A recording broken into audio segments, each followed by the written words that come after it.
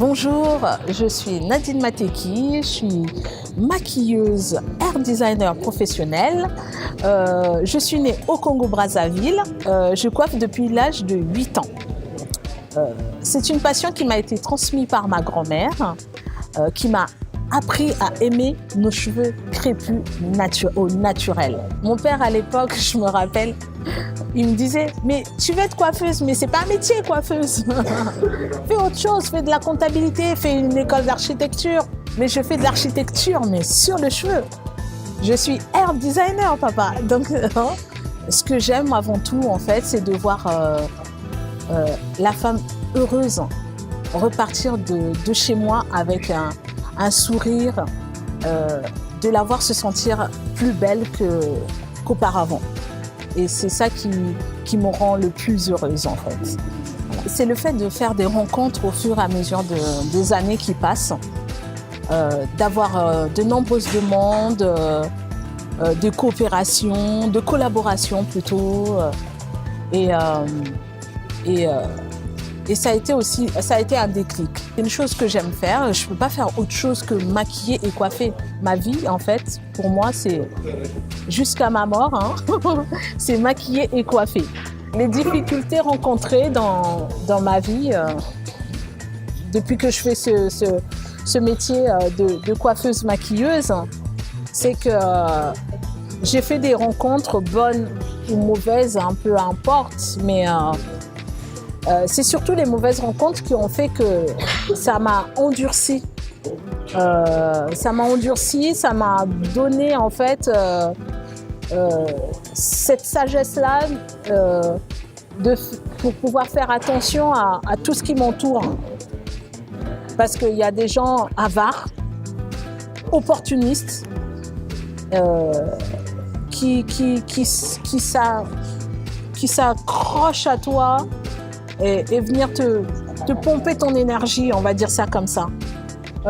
D'autres expériences négatives, j'en ai eu pas mal, hein, où j'arrive sur un boulot, on me prend pour une femme de ménage. Ok. Et ce sont des choses en fait qui te blessent, mais il faut prendre sur soi. Moi, j'ai pris sur moi et aujourd'hui, ça fait de moi une personne forte. Et j'arrive à surmonter certaines choses. L'entrepreneuriat, il y a un côté où on a une liberté parce qu'on est son propre patron. Et d'un autre côté, c'est difficile parce qu'il y a plusieurs choses à gérer.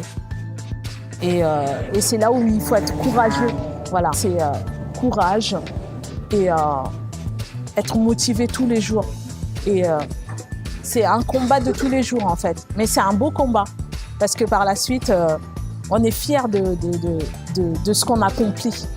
Je fais quand même ce boulot depuis 2001, donc j'ai un bon réseau, j'ai un bon carnet d'adresses.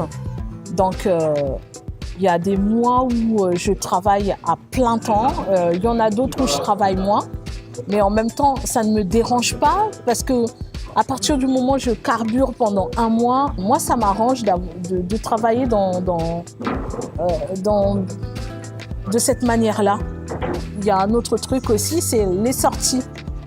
Quand il y a des événements, il faut être un peu vu partout parce que ce métier, il est magnifique. On a les étoiles plein les yeux, mais il y a juste un truc, c'est qu'il faut être vu partout. Mais quand je dis vu partout dans le bon sens du terme, hein, être à des endroits stratégiques pour qu'on puisse ne pas t'oublier aussi. Parce que il y a tellement de monde dans ce milieu de maquilleuse, coiffeuse et tout ça. Donc on a tendance à vite changer, vite essayer de trouver une autre maquilleuse qui fait l'affaire ou qui prend un tarif moins cher. Parce qu'il y a beaucoup de maquilleuses aussi qui se bradent. Alors que faut pas oublier que le matériel, on nous le donne pas, on l'achète. C'est un investissement. Les pinceaux, ça coûte hyper cher. rien qu'une poudre, elle vaut au moins 35 euros, 45 euros en fonction des marques. Donc, il faut que certaines coiffeuses, maquilleuses arrêtent de se brader parce que c'est un boulot qui mérite son salaire quand même.